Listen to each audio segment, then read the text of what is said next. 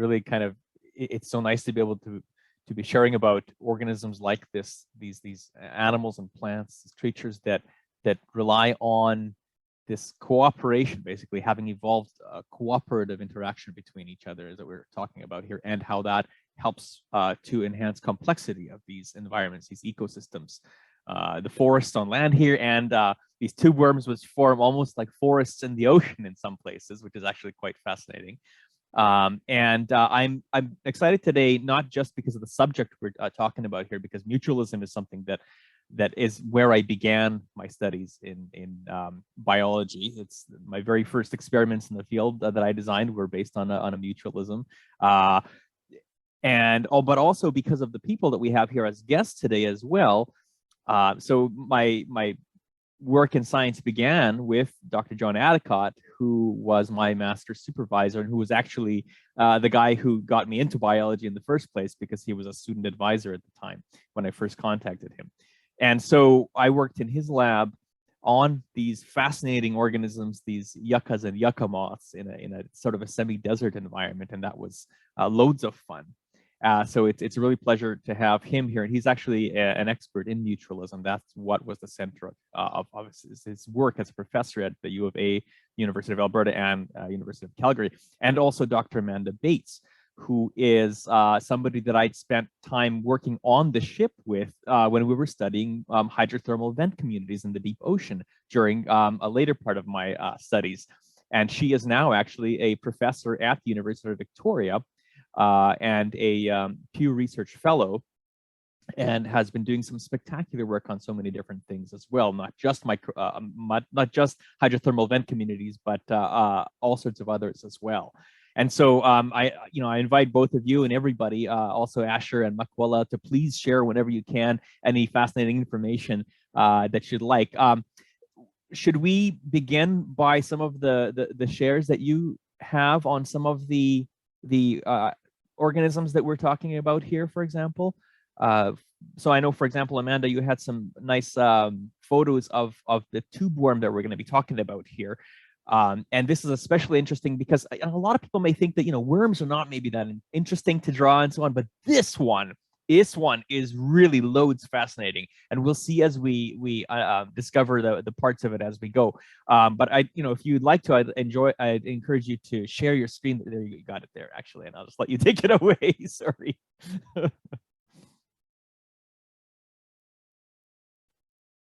Oh, you're muted now. Yep. I think I unmuted and muted myself. So hi, everyone. Welcome. It's just a delight to be here.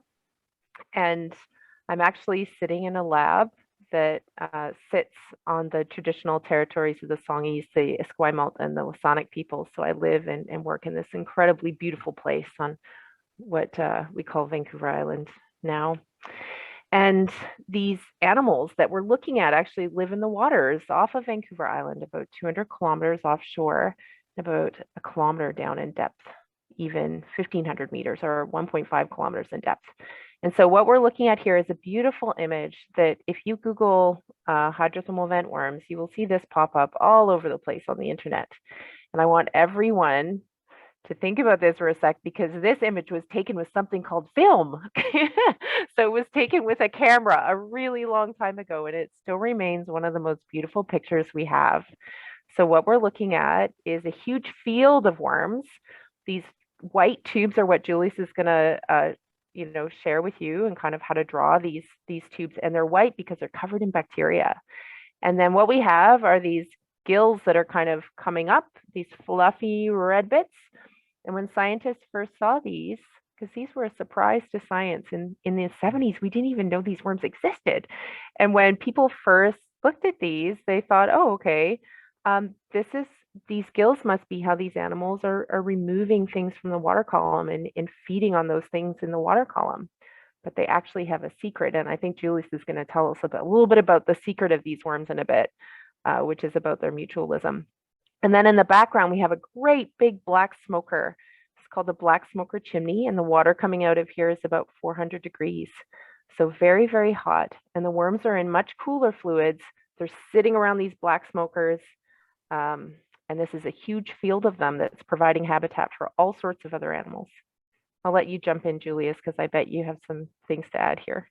Oh, this is it's such nice memories to see this again, where we were there over the site using the remote operated cameras on the ROV, the submersible that we sent down, and seeing these chimneys made out of metal sulfides, these really interesting structures in the deep ocean, and they're spewing out what looks like smoke. And this is actually all it's the water coming that has percolated into the crust and is coming up superheated by magma from below.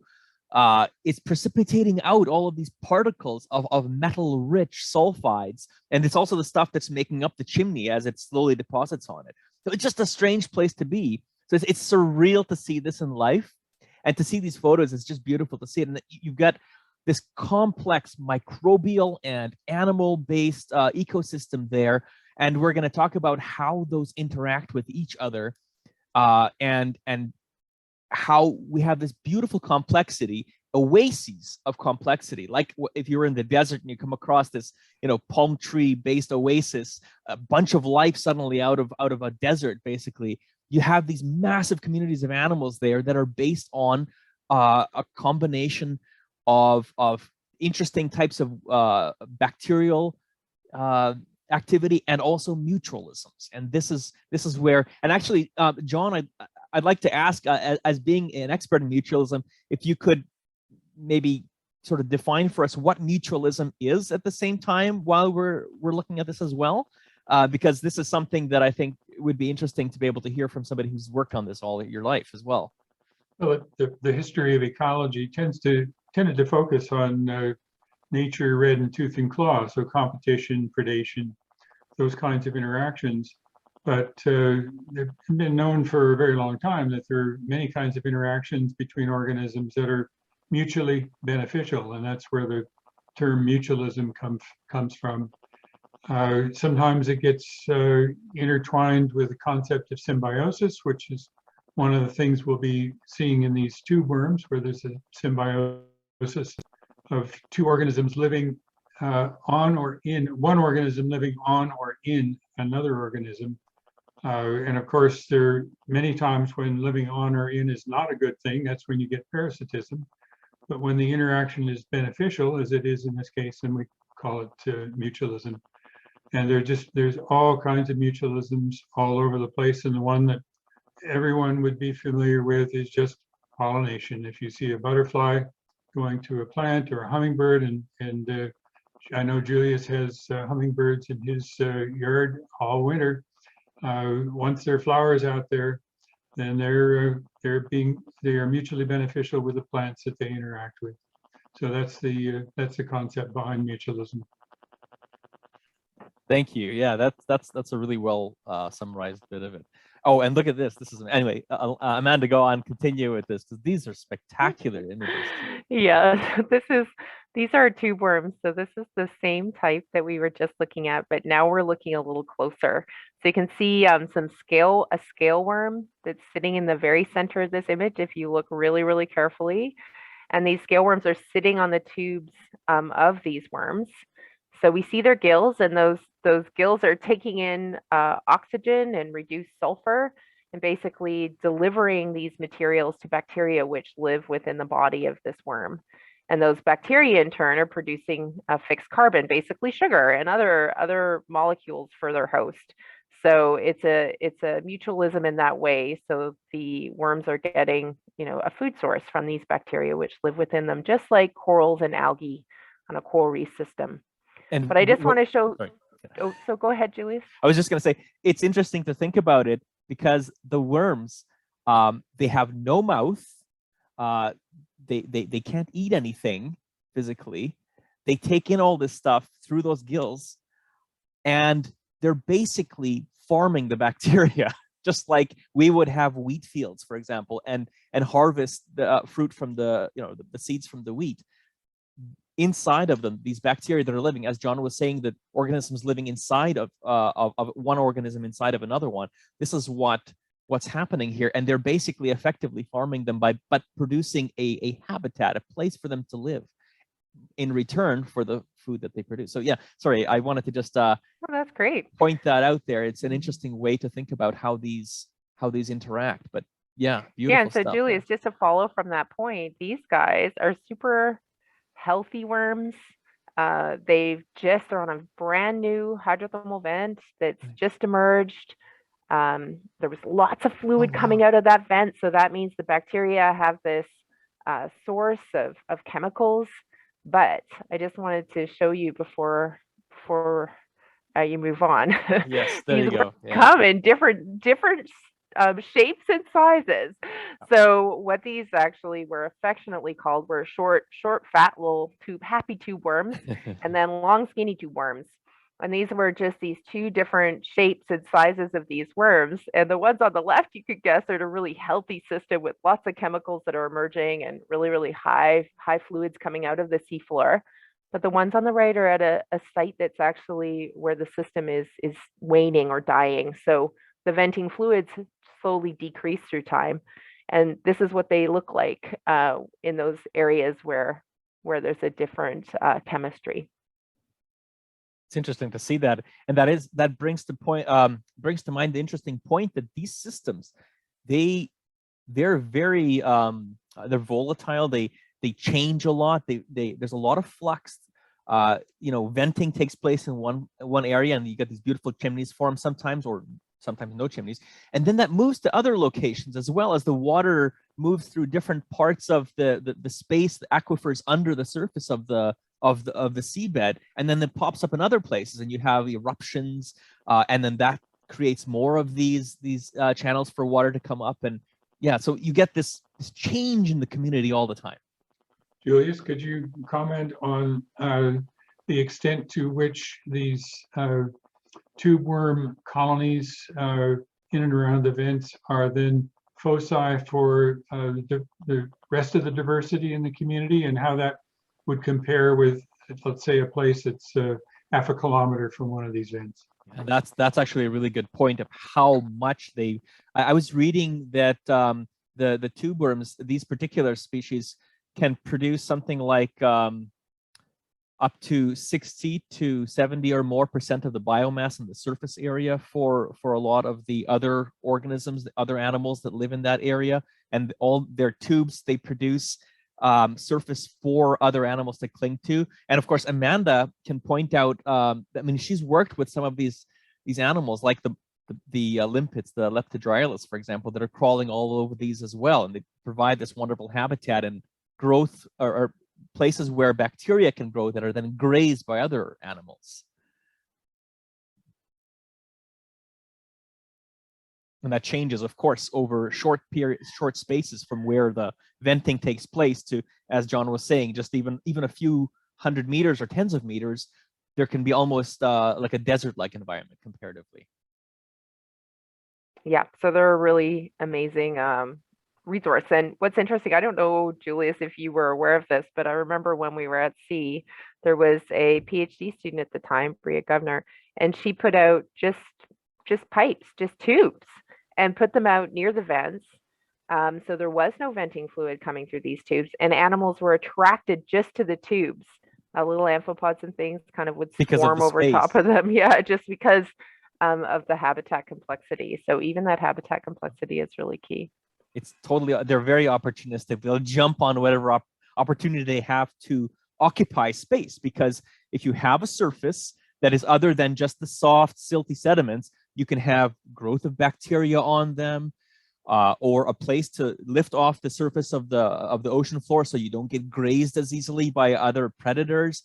There's a number of reasons that it helps for us to have these complex types of habitat. And so this is true for the old growth forests we have on the land here, but also for a lot of these oasis-like communities in the deep ocean. And we need protection for both of them. We need protection for well-established communities in both areas, because it's the complexity of these habitats that allows so many species to make homes in them, basically. And some of this takes a long, long time. As Amanda, you were showing, some of those long, skinny morphs of these tube worms can actually be quite old after the venting has slowed down, so the water doesn't percolate up as quickly anymore. they can grow very, very slowly over in some of these locations. And I know that there's been estimates that some of them are over 30 years old, but that's even a lower estimate. I've heard suggestions that they may be much older than that. I'm not sure if anybody has any idea about how old they can get, but yeah, certainly some species. So I don't know about Ridia, but some species can be very old, Julius. So they can be even thousands of years old. wow, So really? these are around seeps and some of the other colder areas. So, and that's so remarkable. That is just like when you think about our ancient forests in BC here, for example, where we have trees that are approaching 2,000 years old. And just imagine how much maturing of the ecosystems can take place over that time, that sometimes you have what's called succession. Some species will move into a place and then are replaced by other ones as the complexity changes and the nutrients change that's available and the whole system matures. And then you have this turnover of different species as the whole ecosystem gradually changes over time and matures. And you have something that in the end cannot be arrived at quickly. It takes a long time, hundreds or thousands of years to achieve that complexity. And that's why it's so important to protect many of these sites that have these special types of communities that we can't just get back if we, remove them and then expect it to come back in a few years. Anyways, I think that's a great way to start to launch into the drawing now that we have an idea of some of what we're going to be covering today. Thank you so much for those slides, and both Amanda and John for some of this wonderful information.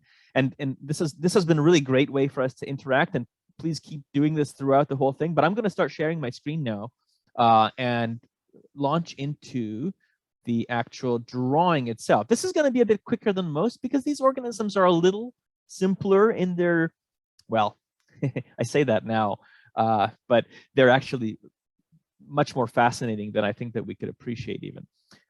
So here we are. These are the two organisms we're dealing with today. Now, I know we haven't talked much about the ghost pipe yet. That's going to be a fascinating whole other thing that we could do a whole other show on that. But for now, let's start with the tube worms, because this is a really great example of a mutualism that creates complexity in the deep ocean where there normally isn't that much of the size that we see. And you saw the sort of like forests of these tube worms. So what I'm going to do here is I've set up my screen as usual to, this is digital, but you can, use either digital or a paper. I've set it up as an 8.5 by 11 inch size. So you could use just a regular sheet of paper if you like.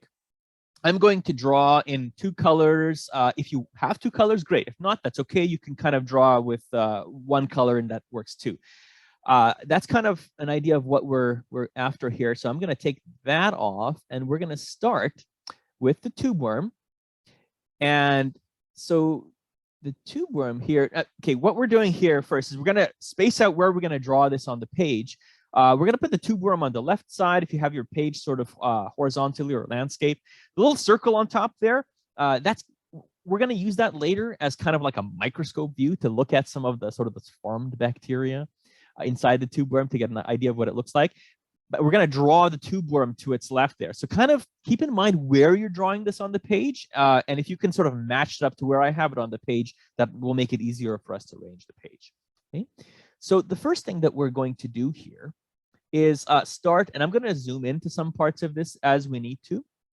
The first thing I'm going to do is point you to the top left corner of this page, very near to the corner, almost as far as you can go. Not quite, but almost as far.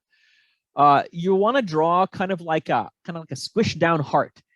We're going to start with the very tip of this tube worm. The tube worm has, imagine the earthworms you find in the soil, right? So this is actually part of the same very large group of animals called a phylum.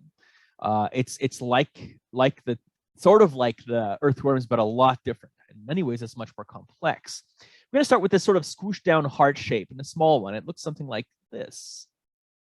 In the top left corner of your page, you're going to do that. This is actually the tip of the tube worm. And the tube worm has hard parts and soft parts.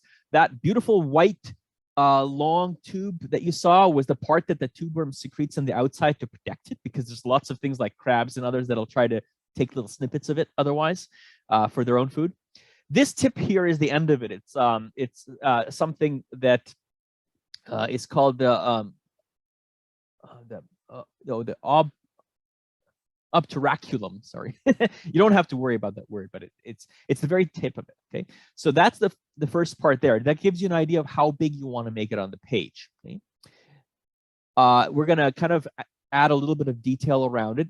Think of this now as kind of like the end of a flower. It kind of flares out a little bit. So you're gonna put little sides on this heart coming down like this, just a little ways like that. Okay, and then we're going to draw a single line down from the lower tip of that heart that comes down like this, just about that far, so not very long. What we're looking at there is kind of, there's this kind of a groove on the very end of this very complex part of the worm. And when we see these worms, we're only thinking of them as worms really in terms of their shape as being long and skinny, or vermiform. But they're so much more interesting in their lifestyle, and we'll see this in a moment. They're not like earthworms that way. Now, at the bottom of this longer line we drew, we're going to draw this sort of this base of this end of the worm. Kind of imagine kind of like two hands raised up, kind of like this if you're supporting something, one on one side and one on the other.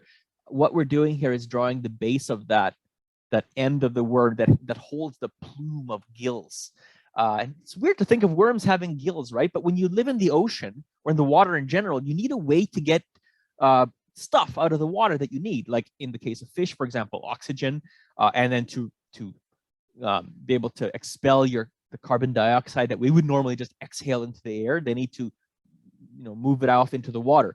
In this case, in the tube worms, they're living in an environment where there's not much oxygen around because of the way that the water is spewing out these chemical compounds that especially something called hydrogen sulfide. Now, if you've ever smelled rotten eggs, you'll know what it smells like, basically. There's this really strong, pungent smell. And I remember when Amanda and I were working on the ship, and we would bring samples to the surface using the robotic submersible, or sort of like a submarine. And we would open up some of the canisters.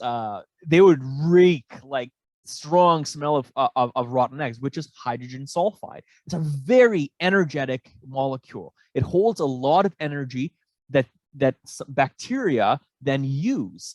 And the neat thing is that they rely on this kind of chemical energy rather than sunlight to convert carbon dioxide from the water into sugars. And that's the basis of these fascinating ecosystems in the deep ocean.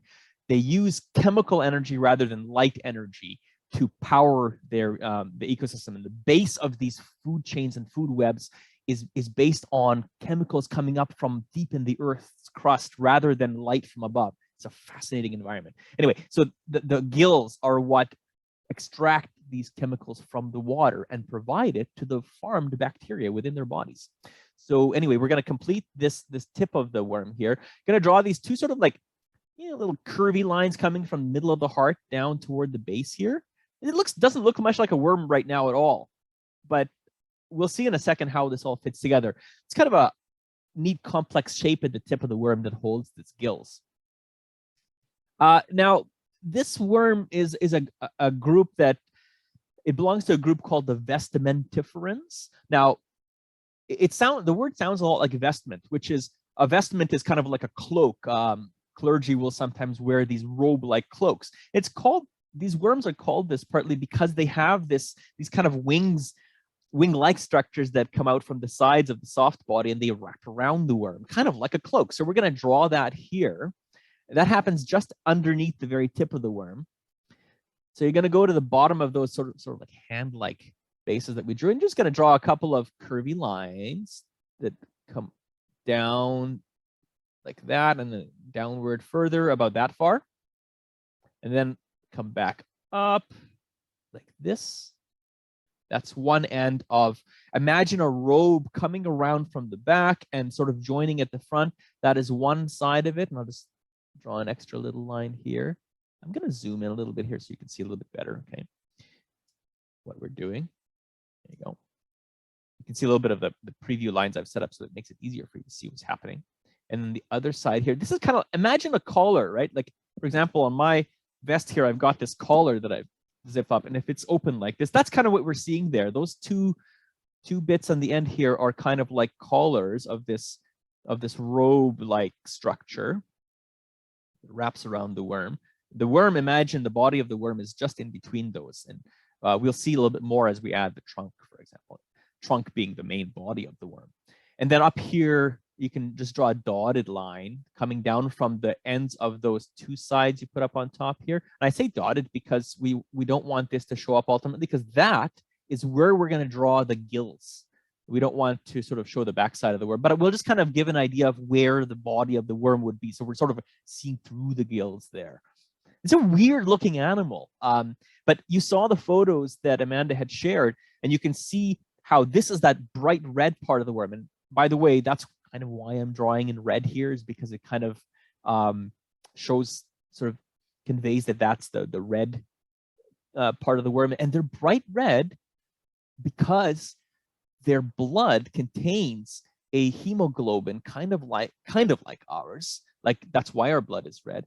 And these pigments, these colored chemicals, molecules that give blood, including our blood and their blood, this red color, are very useful and very effective at picking up certain chemicals from the water, at pulling them out of the water and then binding them, and then taking them by molecular, like little cars or little trolleys, all the way to their bacteria inside of their body, and releasing these chemicals so that the bacteria can use them, and then removing wastes, and then releasing the wastes through the gills to the water. And so this bright red color results from these pigments, these colored compounds that are really effective at binding and exchanging these chemicals from the water.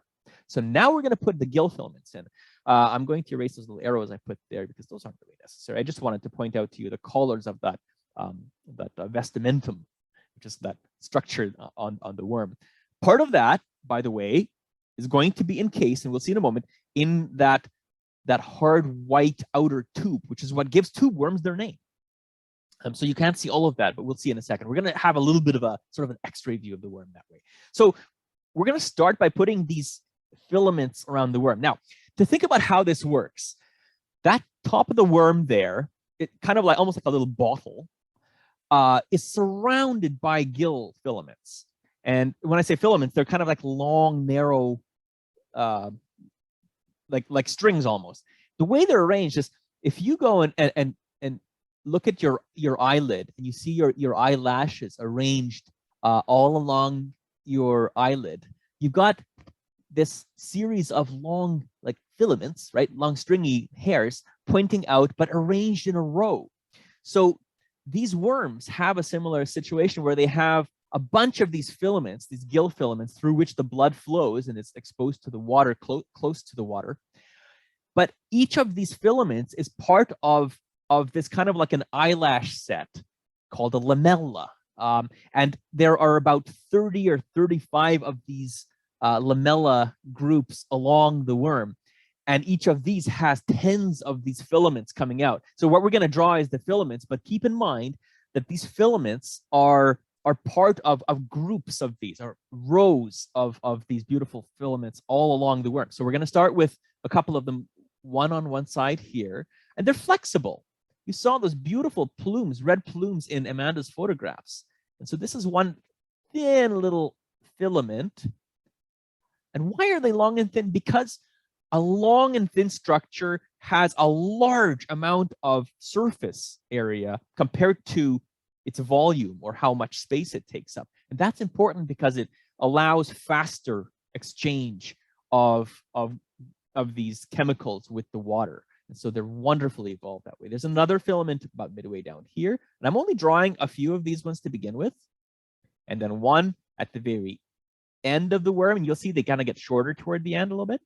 And we're going to do the same thing on the other side of the worm. So there are these little filaments sticking out like that. This one's kind of curled a bit downward. And then you have these other two that are kind of a little bit more outward. And they're spread way out, because the farther out you can spread these filaments, the more water they're going to interact with, right? And the faster is going to be your ability to exchange these necessary chemicals with the blood pigments, so that you can supply those bacteria inside the body of the worm with the energy, the energetic compounds they need, so that they can make food for the worm. It's just cool sort of an exchange. Now we're going to just kind of draw the outline of what this plume of tentacles would look like. Or sorry, tentacles, these gill filaments. Sort of an outline here. Imagine you have a whole bunch of these that we just drew 3 on each side. If you kind of looked at the outline that they all form when they're all together, and they make this big plume, or kind of like a feather duster.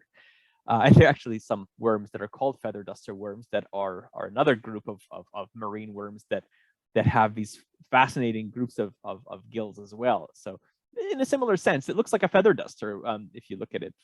You saw that in the beautiful photos.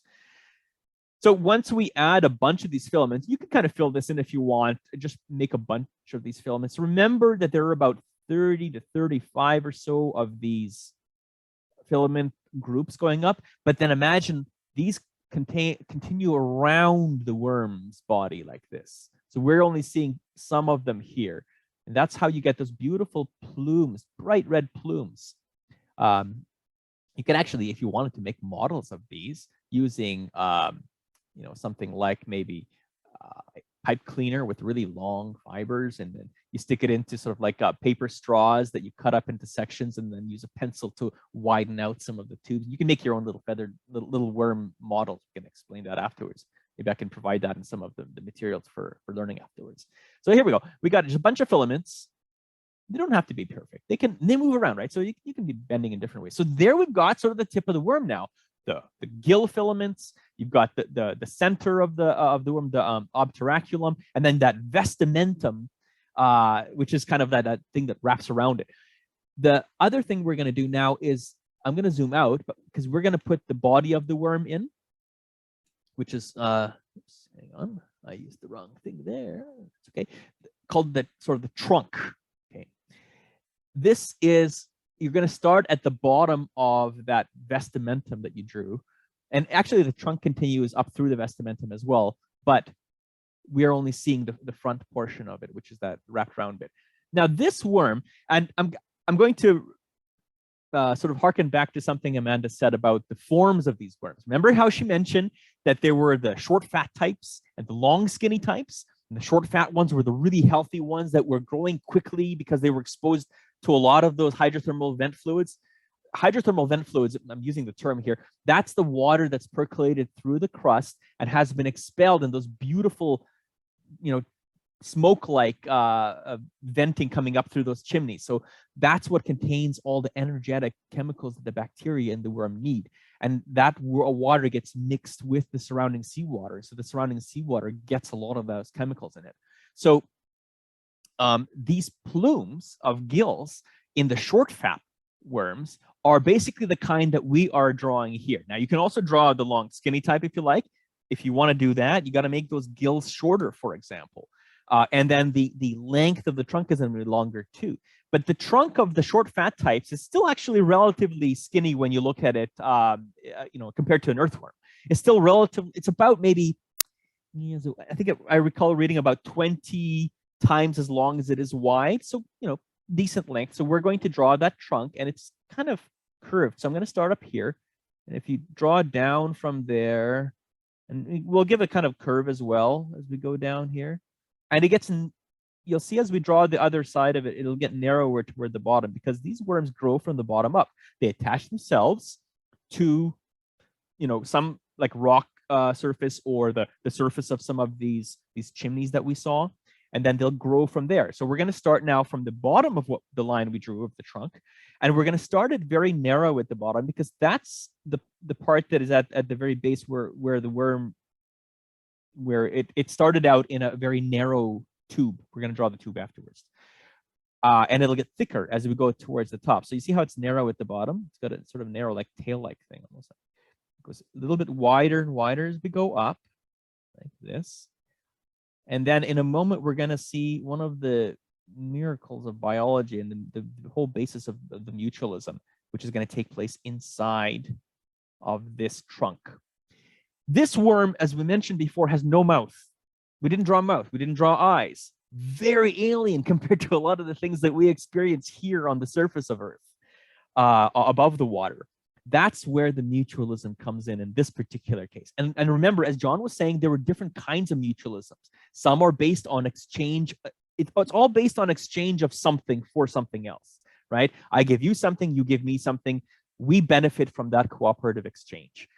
In the tube worm here, the bacteria that are formed get a nice handy place to be able to hang out that gives them a reliable source of energy and food. Food being, in this case, the carbon dioxide dissolved in the water, which, like plants, they use to convert to usable sugars, and the energetic chemicals like the hydrogen sulfide that the worm also provides. So they have a really posh existence inside the worm. They're benefiting from this. The worm, on the other hand, takes some of the sugars they produce and uses that to survive. It doesn't need to eat anything. It absorbs those chemicals from the water, and the bacteria produce its food. So that's why I mentioned it's kind of like it's farming the bacteria. Now, that's the trunk of the worm. If we zoomed in, before we zoom in, here's the really neat thing that takes place. Inside this worm, there's this, whoops, that's not what I wanted. There's this thing called a trophosome. I put this all in one shot here. You can kind of add it in as a shaded area if you like. This is kind of, we're looking at it, imagine we have X-ray vision, we can look inside the worm. So you won't actually see this on the outside, but we're looking sort of like cross-section into the worm. There's this really neat stuff inside. If I'm going to zoom in, you'll see that this trophosome, it's a tissue, it's a kind of group of cells, is made of a bunch of lobes. I'm going to ask you for a second to think about, in the summer, you go to a grocery store, to your market, and you see a bunch of blueberries. I like to buy blueberries in bulk so I can avoid plastic containers. So I love it when I can shovel the blueberries into my own bag. So imagine taking a nice reusable bag and just shoveling it full of blueberries and going home with this massive bag full of blueberries. That bag of blueberries is basically what one of those little circles inside the trophosome is like. So don't think of each of those as a blueberry. Think of each of those as a bag. So what happens if we were to zoom in with a microscope and look at one of those lobes inside the trophosome? And the trophosome is really just a bunch of bags, and it's brown colored. It's a bunch of bags. What do the bags hold? If we look inside, now we're going to switch to the microscope view. This here, I've drawn, you can draw this as well. You don't have to draw this part if you don't want to. That's okay. We're drawing the main worm. But that round thing in the middle there is one of those lobes inside the trophosome. You can see other ones behind it, sort of behind it. You can see parts of them. What's inside is this bunch of bacteria. Those are the blueberries that I'm talking about here. They're kind of like, they're shaped a lot like blueberries. They're shaped like that because they don't have so much the cell wall that free living bacteria have. They don't need that so much. They're protected. They're living in a posh environment. The worm provides them everything they need, and they leak out some of the sugars that they produce as a result, just like plants produce sugars, and the worm feeds on that. So imagine you've got a ton of these bags of blueberries that you're carrying home, and you're just piling them up. That's kind of like the trophosome in how it's structured. So that's the neat part, and that's where the sort of the biological magic happens, where the bacteria produce food for the worm.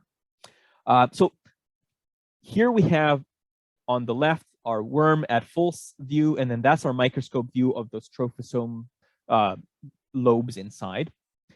The last thing that we want to add to the tube worm to make it complete is the tube, right? Because this is a worm that grows and secretes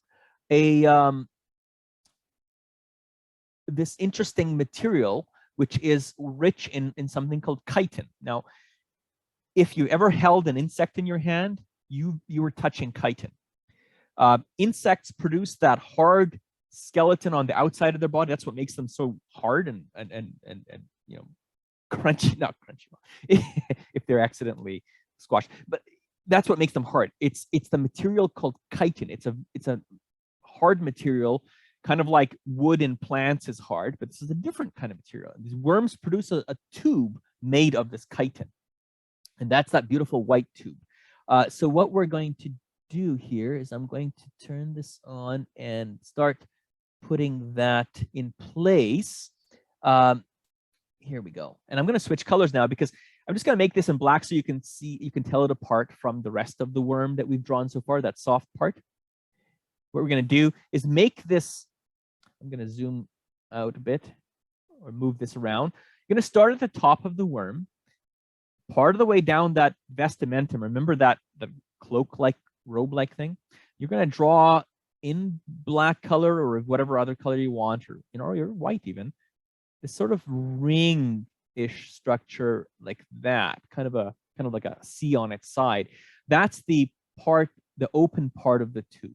Okay? That's where the worm's soft parts, the gills and that plume of gills comes out. And they can, by the way, pull themselves back into that tube very rapidly. That's important because there are a lot of animals around these hydrothermal vents that would love to get a quick snack of worm gills, because these are really rich in nutrients. So that, like, crabs will come along and try to grab and snip some of those gills off, and the worm responds by very rapidly, like lightning fast, will duck back inside its tube to hide from them. But sometimes the crabs do manage to get a little snippet as well. So it's a race, basically. That roundish thing, that's the opening of the tube. Now we're going to draw lines that come down from there and then curve back toward the body.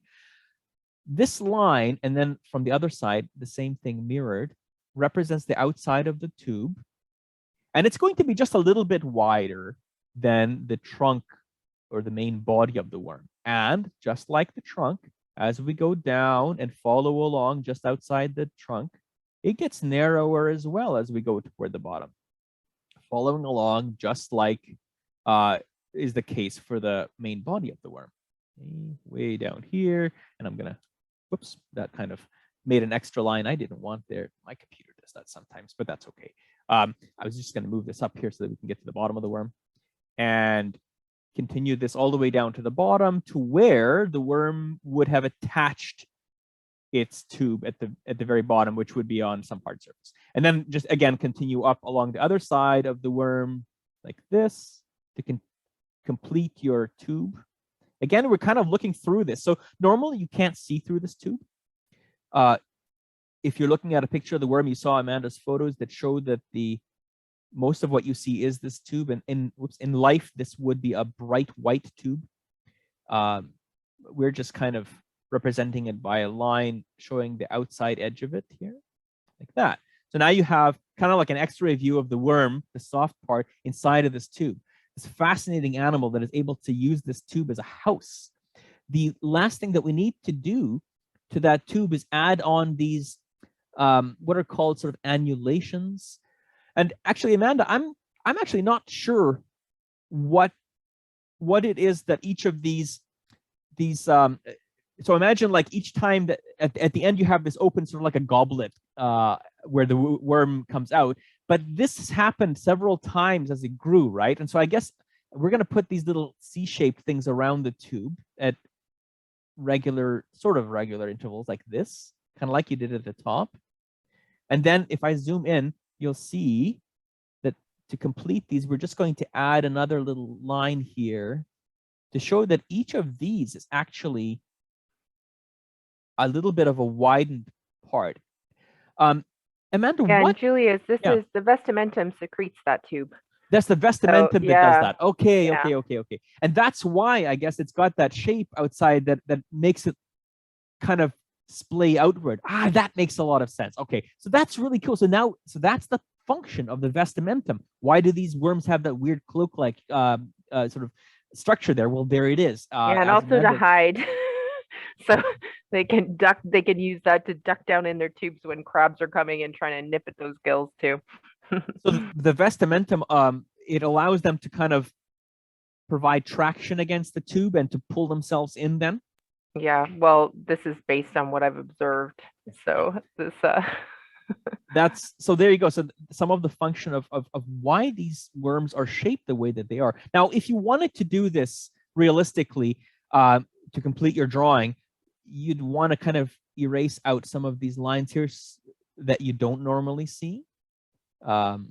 Those little bits that we initially drew of the sides of the tube, so that you can see that it looks like a series of stacked cups on top of each other. That's kind of what it looks like.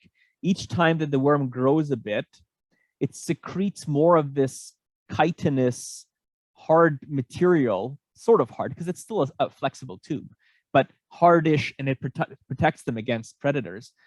And each time that it grows a bit, it's the vestamentum secretes more of this. And so you have the series of like stacked goblets on top of each other, sort of thing. And that's what the tube actually looks like. And you saw that in some of the photos as well, the close-up photos of how these guys are. So basically what you would do is continue these all along the worm's length in a similar way down to the bottom.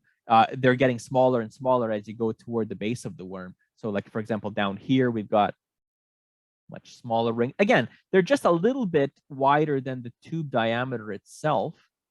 And then that little bit that you add to it shows that it kind of widens out a bit to match sort of the shape of the vestamentum of the size that it was when the worm was younger. Okay? So that you can continue all the way down to the bottom.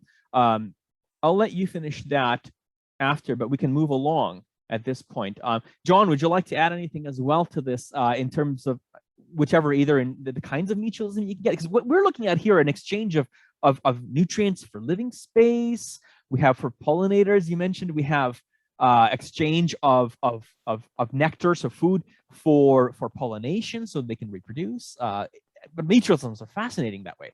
Well, some of the more classic ones are protection mutualisms, particularly where you have ants. One of the things that most people would be familiar with would be aphids on their plants or out in nature, and they don't really like that. But one of the reasons that aphids do so well is that ants will come and take the excrement of the aphids, called honeydew. It's basically just plant sap, slightly modified. The ants use that as a food supply, very much like the worms are using the bacteria for their food supply. But in turn, the ants protect the aphids from various kinds of predators. Ladybug larvae, for example. There's some very, very teeny tiny little wasps that are you can hardly see at all, but they lay their egg inside an aphid, and the larvae devour the aphid. But if there are ants there, the aphids are protected. And there are many, many kinds of those sorts of protection mutualisms. And you see many of those kinds of protection mutualisms in the marine environment as well. And I'm sure Amanda would be more familiar with those than I am. That's actually a really good point, because one of the challenges that we have, any animal or plant has living in the world, is that there are others that are often, wanting to get food and will make a meal of you sometimes, right? So any kind of a protection is really, really handy. We as humans are actually quite lucky, because we are intelligent enough to devise strategies for how to protect ourselves. We build houses, we make clothing to protect ourselves from insects or from cold and heat. We've figured out ways to do this for ourselves, but many animals and plants don't have these abilities, so that they team up in a sense with other species that can provide this. And to acquire these resources, these protections, they basically pay something. And in the case of like the aphids that you're mentioning, for example, John, they're paying basically the honeydew. And it's not much of a payment for them, really, is it? Because I can give you an example where there is a payment. In Central America, there are plants called ant acacias. Oh, yes. So there are acacias that have thorns inside of which ants live. In addition to that, the plant provides nectar at the base of their leaves and little food bodies on the tips of the leaflets. But the ants, in turn, are really nasty and vicious. And if you bump up against an ant acacia, you will know it very quickly, because the ants will sting you and or bite you. And the animals that my wife works with, the white-faced capuchin monkeys, will studiously avoid getting into an acacia because the ants are very, very aggressive. They will hang from another tree and reach in and try and get the fruit, that sort of thing. But I guess one additional thing is that the ants also clear a circle of vegetation around the acacias, which provides an abiotic protection or a protection from an abiotic factor, that is a non-biological factor, which is fire. So when a fire goes through those dry tropical environments, the fire will not burn hot, the plant will survive, and the ants will survive. So you can get some very, very rich protection mutualisms, but in this case, the acacia has to actually put out quite a bit of its own energy to get that protection. It has to produce the thorns in which the ants live, it has to produce the nectar, and it has to produce the food bodies. That's a really great example. I always loved learning about anticacias because it is such a highly evolved interaction, this particular kind of a mutualism, that they've evolved special, those food bodies you mentioned don't have really any other purpose but as a lure for the ants, basically a payment for them. And it provides, are they protein rich? I think lipid rich. Or lipid rich, right? So that's another thing, is that the ants can get nectar from the flowers of the acacia, but the plant also provides them with a sort of a balanced diet to give them more lipids or fats.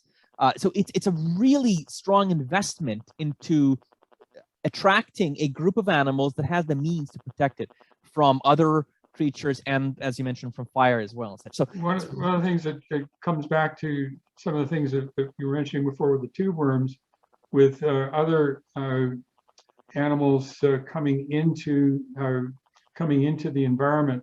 One of the things that happens with the acacias is that birds, particularly wrens, will nest in the trees because an ant acacia is one of the safest places for a bird to nest, given that there are these white-faced capuchins around that just love to eat bird eggs. Interesting. So you get this. It's not as rich as Amanda's tube worm colonies, but it's the same idea. The same idea of organisms coming in and taking advantage of other processes going on in the environment. In this case, a protection that's being provided by the ants. That's really amazing, actually. And so you have mutualisms making use of other mutualisms. It just blows you away at how much beautiful complexity there is.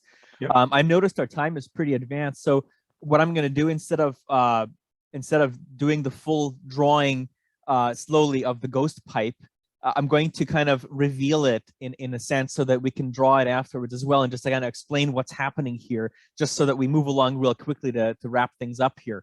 It was good that we started with the tube worm, because this is the real mutualism that we want to talk about first.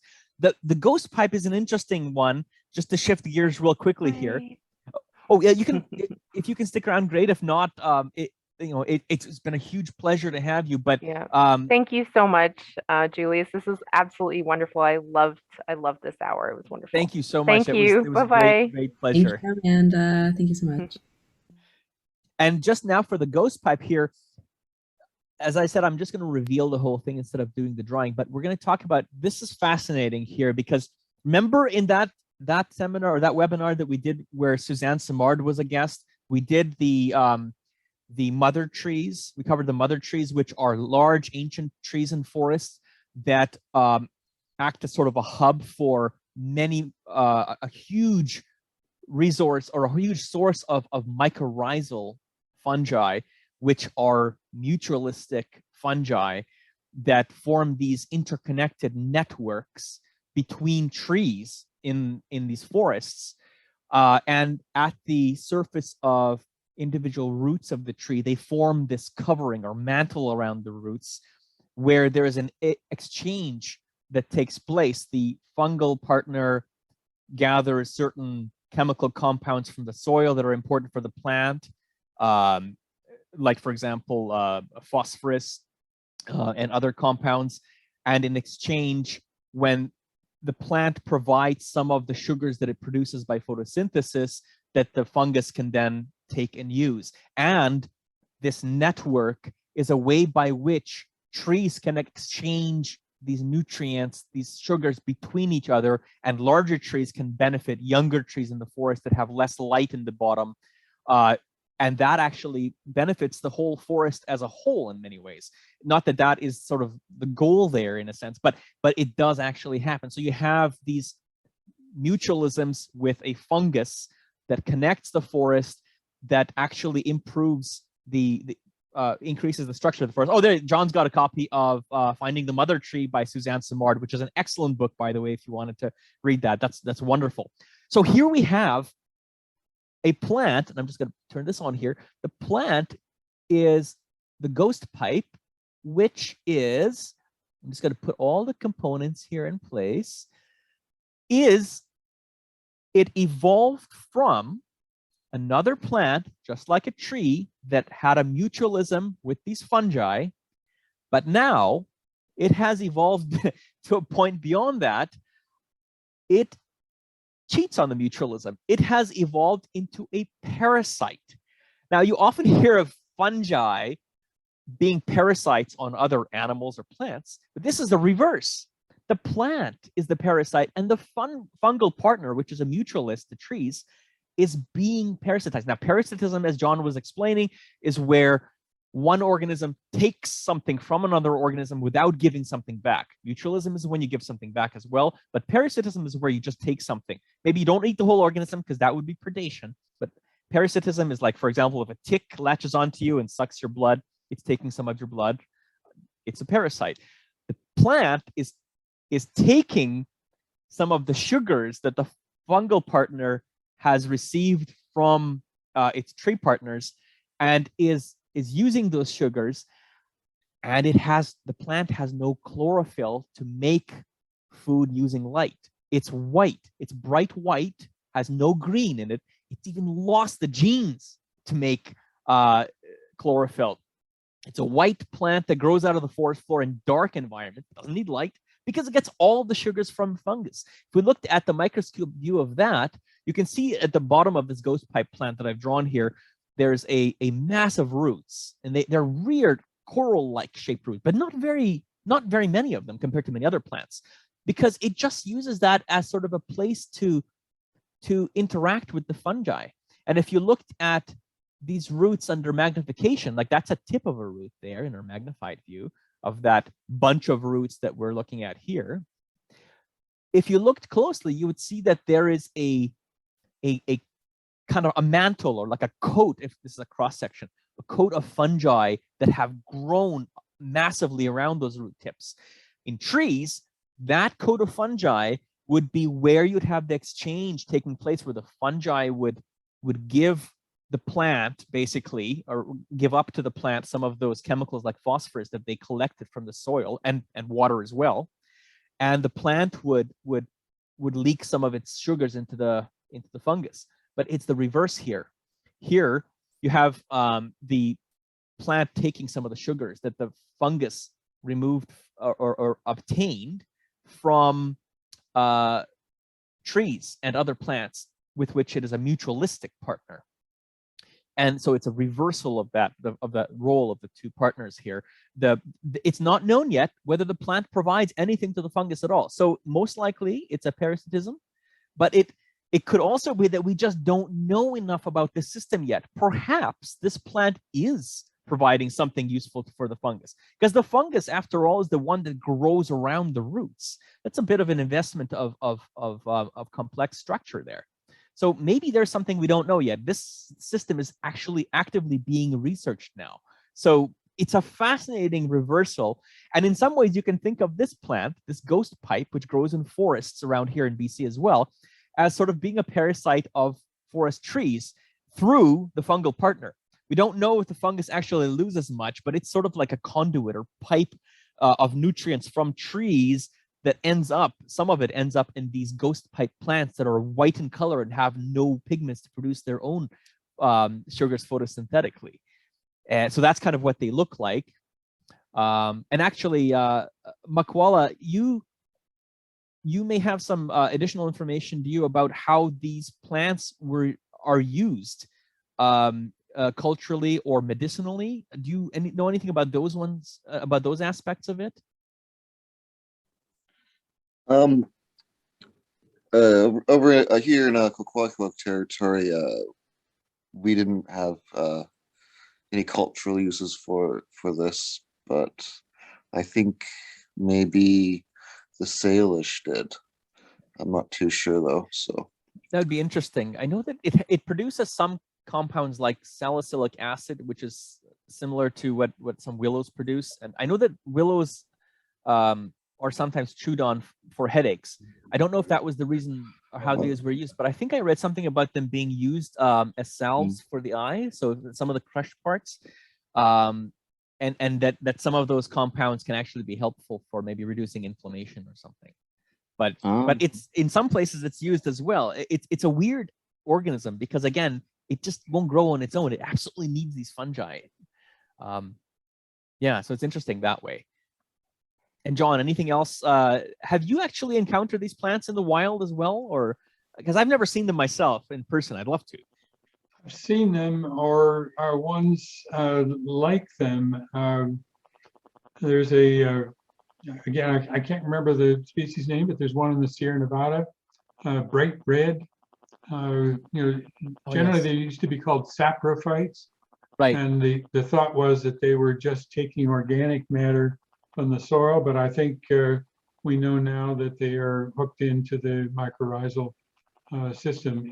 For the most part, there may also be saprophytes out there. I'm not sure, but I have seen the ghost pipes, and they're fun. Yeah, they're really weird looking for plants. And yeah, so that's a good point actually. They were used to be thought of as just the saprophytes, which, as you mentioned, are organisms that just use decaying material that's already available in the rhizosphere, or the layer of soil on Earth. But now they're classified as what's called mycotrophs. So troph is to eat, myco refers to fungal. So they basically are fungus eaters in a sense, as the name would suggest. They rely on these mycorrhizal fungi for their food, for their sugars, because they can't make their own because they lack photosynthetic pigments. But again, who knows, maybe they're providing something else to the fungi. That'd be interesting to find out more over time. Yeah, I was going to say something about them, but anyway, that's the main thing. So I wish we could have had a chance to slowly draw this, but this is going to be available as a sample image as well in the broadcast, and I'll make sure I provide this in the education package as well. So we have kind of an idea of oh, and that's the one thing I was going to ask you, John. This then, it evolved from a mutualism, and it's what we can call an approvechado in some ways. It cheats on the mutualism of another one, right? That's what we would call it. If going back to what you did for your undergraduate work, this is a pollination system with a desert plant called yucca, and the pollinator of the yucca is a moth that not only transfers the pollen, but it lays its eggs in the flowers, and the larvae of the moth eat the seeds. So there is a cost to the plant of getting the benefit of pollination. But there are also some moths that simply do not pollinate at all. They take advantage of the system, and they come in and lay their eggs in the flowers. But they are derived from the pollinators. This only works too when you don't have too many of those cheaters or approvechados, because if there are too many, the mutualism breaks down. The plant doesn't get any benefit, and there would be a loss, an evolution of evolutionary loss of this interaction, because there'd be no basis for exchange of resources. Yeah, I think the important point there is that the costs and benefits are not fixed. They are dependent upon the density of the interactants. They're dependent upon the environment in which the system works. So if you were to look at the tube worms, the system simply doesn't work if you're too far away from good sources of sulfur. Most interactions in ecological systems are highly dependent upon the environment in which they sit, as well as the density of the species that you're looking at doing the interaction. So that's a good point, actually, that you need to have this potential to exchange something for something else. And so you can actually sort of predict almost, and it's kind of fun to think about what kinds of resources, either protection or food or whatever, might be available in an environment to exchange. And so you can almost predict what kinds of animals and plants might engage in these cooperative exchanges of resources in different areas. And often you'll find interactions that do take advantage of that in many places. A good one that involves humans, actually, one of the only ones that involves humans that is well known, involves what is called the honey guide. It's the bird that utters a song or a call that it normally evolved with what's called a honey badger, a small predator that it would basically lure to bees' nests in Africa. And the honey badger would be able to use its claws to break open the bee's nest to get at the honey inside, because that's a great source of nutrients. But the honey guide bird would also come by afterwards and remove some of the honey. So that evolved further to an interaction with humans, because humans also like honey. Honey is a wonderful source of nutrients when you're out on the savannah. So to find the honey, the bee's nests, people in certain tribes will listen to the call of the honey guide, which has also evolved to interact with humans and to guide humans to the source of the honey.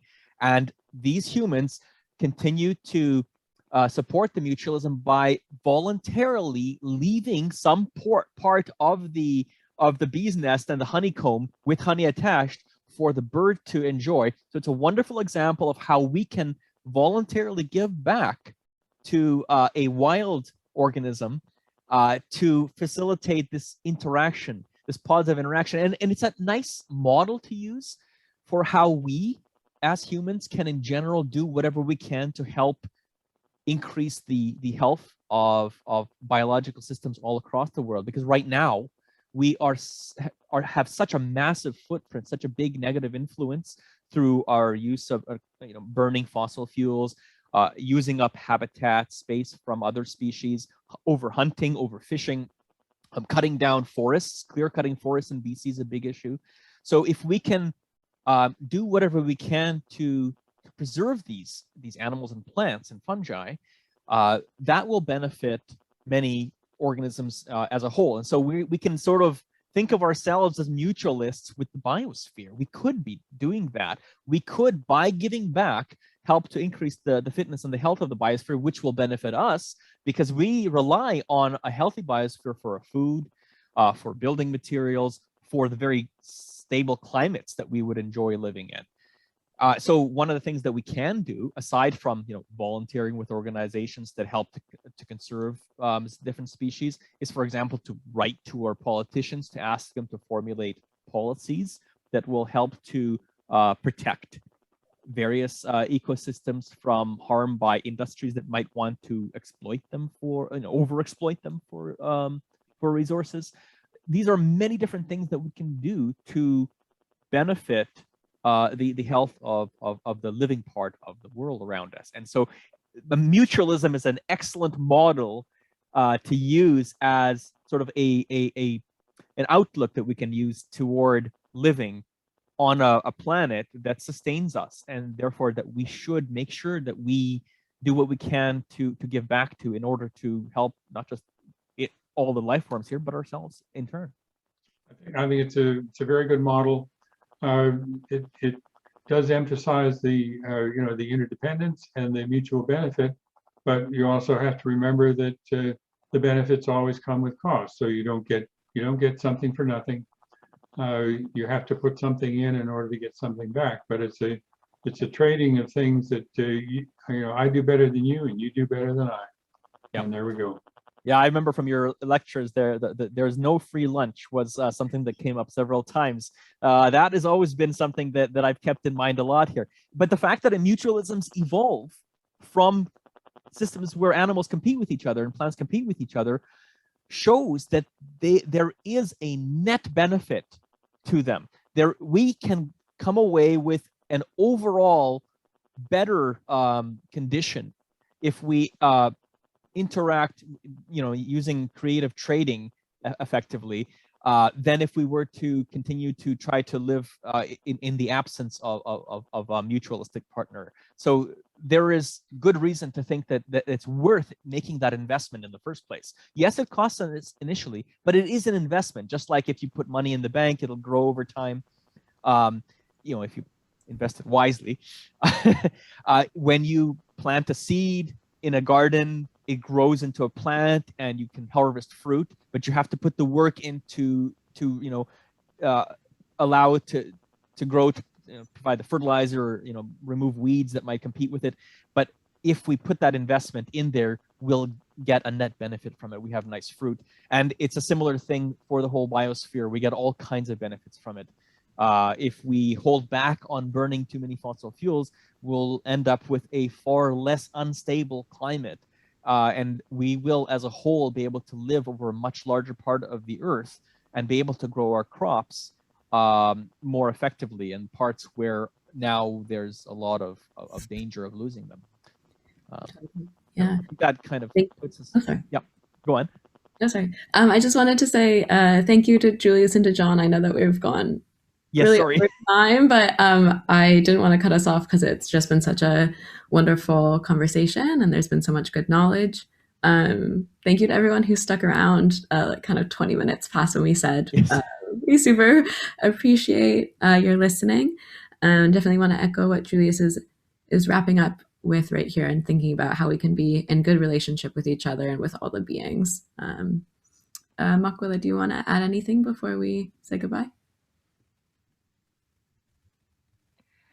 Yeah, just that again, awesome time sitting down here and enjoying this awesome artwork and the amazing discussions that we have about life, and trying to make sure that there's a system and we are actively engaged in being respectful with our relationships with the forest, with the ocean.